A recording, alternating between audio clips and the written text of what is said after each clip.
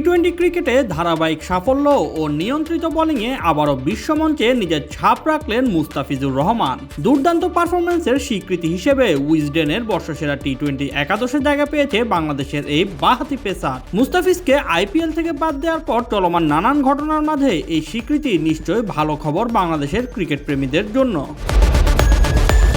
উইজডেনের এই একাদশে বাংলাদেশের একমাত্র প্রতিনিধি মুস্তাফিজই। কাটার মাস্টারের পারফরম্যান্স নিয়ে উইজডেন লিখেছে, 2025 সালে কমপক্ষে 150 ওভার বল করা বোলারদের মধ্যে তার বোলিং গড় 18.03, যা সবার চেয়ে সেরা। চলতি বছরে কোনো পেসারই তার চেয়ে বেশি মিতব্যয়ী ছিলেন না।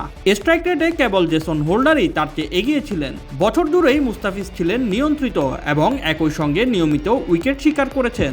জাতীয় দল ও বিভিন্ন ফ্র্যাঞ্চাইজি মিলিয়ে গত বছর মুস্তাফিজুর রহমান নিয়েছেন 59 উইকেট। ইকোনমি রেট ছিল মাত্র 6.78, যা টি-20 ক্রিকেটে তার কার্যকারিতার স্পষ্ট প্রমাণ। উইজডেনের নির্বাচিত একাদশে পেস বোলিংয়ে মুস্তাফিজের সঙ্গে নিউজিল্যান্ডের জ্যাকব ডাফি, এছাড়া পেস অলরাউন্ডার হিসেবে আছেন স্যাম কারান ও জেসন হোল্ডার।